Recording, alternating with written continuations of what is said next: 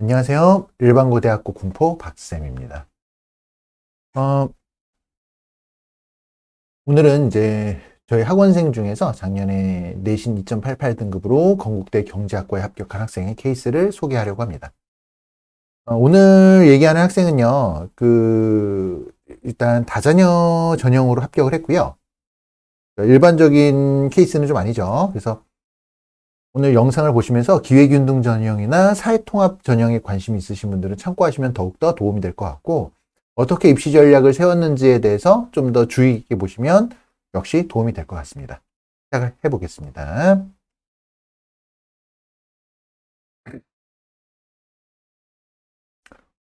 자, 오늘 이제 다루는 주제는요, 기회균등 전형 또는 사회통합 전형 같은 지원 자격이 좀 한정되어 있는 지원 자격, 누구나 지원할 수 있는 게 아니라 지원 자격에 제한이 있는 전형에 대해서 좀 이야기를 다뤄보려고 해요.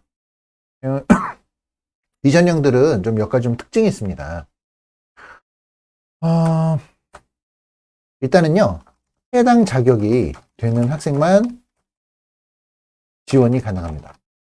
그러면 요번에 제가 합격한 학생의 그 건국대 전형을 한번 보도록 할게요. 이게 2023학년도 작년 사회통합 건국대 사회통합 전형의 건국대 내용이고요.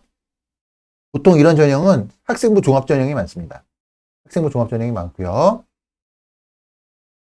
보시면 그 지원 자격을 먼저 볼까요? 지원 자격을 보면은 국가보훈 대상자나 의사상자 등 예우 및 지원에 관한 법률을 해가지고 여기 해당되는 자녀나 아니면 이제 직업군인, 소방공무원, 경찰공무원, 15년 이상 근무한 자. 이 근속연수는요, 대학마다 달라요. 15년 이상, 뭐 10년 이상, 단국대가 10년이었나? 그러니까 이제 뭐 그게 또 다르고요. 그래서 이거는 모집 요강을 희망하는 대학의 모집 요강을 보셔야 되고요.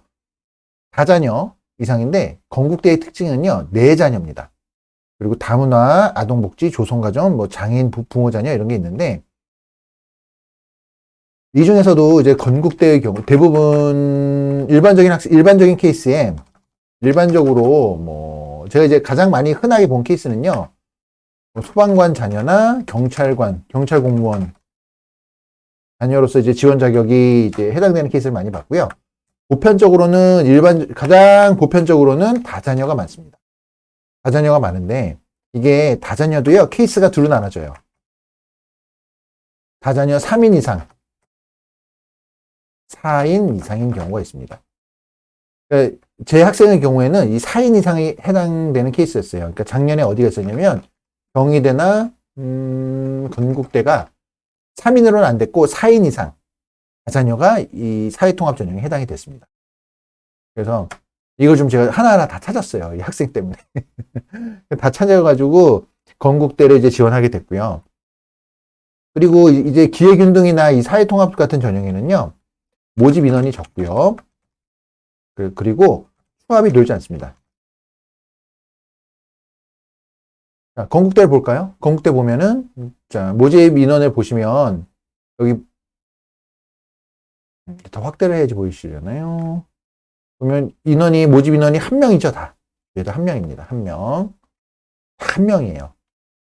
그래서 무조건, 지원, 아무나 이제 지원할 수 없구나라고 좋아하실 게 아니라 특징적인 부분을 잘 생각해야 돼요. 그리고 이런 기회균등이나 사회통합 전형 같은 경우에는 특징이요, 과거 데이터로 예측이 어렵습니다. 그래서 보통 입시 컨설팅도 여긴 잘 안 해요. 입시 컨설턴트들도요, 이거를 좀 예측하는 게 되게 어려워해요. 그래서 보통 잘 안 받습니다. 농어촌보다 더 어려워요, 이게. 그러면 이런 경우에는 지원 전략을 어떻게 가져갈까요? 그러면 제 학생의 경우,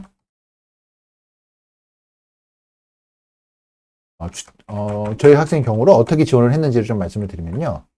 이 학생의 특징을 좀 정보를 드릴게요. 자, 일단은 수시 지원을 하기 위한 모의고사 점수를, 죄송합니다.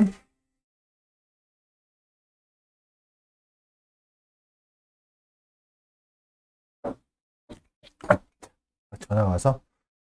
수시 지원을 위한 모의 점수. 이걸 정시로 어느 정도 갈 수 있을까를 좀 생각을 해보면 이 친구는 어디가 가능했냐면 정시로는 대략 광명상가 정도는 안정적으로 붙을 수 있는 점수였어요. 그러니까 정시로는 모의고사 6월, 9월 모의고사 기준으로 보면은 광운대, 명지대, 상명대, 가톨릭대 정도는 안정적으로 붙을 수 있겠구나라는 생각이 들었고요. 실제 수능에서도 그 결과가 그렇게 나왔습니다. 그렇다면 이걸 수시간이죠. 정시 지원으로는 그 정도 점수가 나왔고, 그러면 이제 두 번째로, 그러면 수시로는 그 이상을 노리면 되겠죠? 수시로는. 그래서 수시로는 교과 성적을 분석을 해봤을 때, 일단 내신을 분석을 해보면, 전교과는 2.88이 나왔는데, 이 국영수사해서 문과 과목으로 이제 좀 좁혀보면요. 이 학생이 2.43까지 올라가요. 그래서, 비교과는 좋지 않았습니다. 그래서 일반적인 학종은 좀 어려웠고요. 수능 최저 맞춘 교과 라인을 잡았습니다. 그래서 교과에서 근데 이 학생이 학생은요, 원하는 학과가 뚜렷했어요. 경제학과를 꼭 가고 싶어 했습니다. 경제학과. 또는 경상계열을 가고 싶어 했고요. 그러면 교과로 봤을 때는 여기가 국숭 라인이 좀 점수가 아슬아슬 좀 부족하다. 적정에서 살짝 부족한 점수였어요.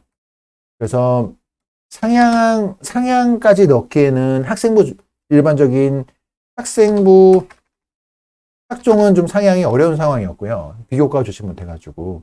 그래서 학종은 어렵고, 그래서 다자녀 사회통합 전형으로 상향을 결정했습니다. 어디 넣냐면 경희대 상향 넣었고요. 경제학과 상향 넣었고요. 건국대 상향 넣었습니다. 그 결과적으로는 경희대는 예비 6번 받았고요. 건국대는 예비 1번을 받았습니다. 그래서 예비 1번 받아서 최종 합격을 했고요. 자, 이게 전체적으로 말씀을 좀 드렸는데, 근데 이 학생은 넣을 수 있었던 이유가요. 보시면 알겠지만 전교과가 2.88인데 국영수산 2.43이죠. 그리고 비교과는 좋지 않지만 전공에 관련된 과목들에 대한 내신 성적은 좋았어요. 뭐 경제 과목이라던가 이런 것에 대한 점수들이 좋아서 비교과에서 부족하더라도 자녀 사회통합으로 한번 넣어볼만 하겠다라는 생각이 들어서 지원을 했고 결국 건국대 최종 합격을 했습니다. 안 도는 경우도 되게 많아요. 이 친구 예비 1번을 받았지만 눈도 많이 따는 케이스예요. 자, 이제 어떤 입시 전략을 세우실 때 본인이 어떤 부분을 가지고 어떻게 지원을 해야 될지에 대한 큰 라인을 잘 세우시고요.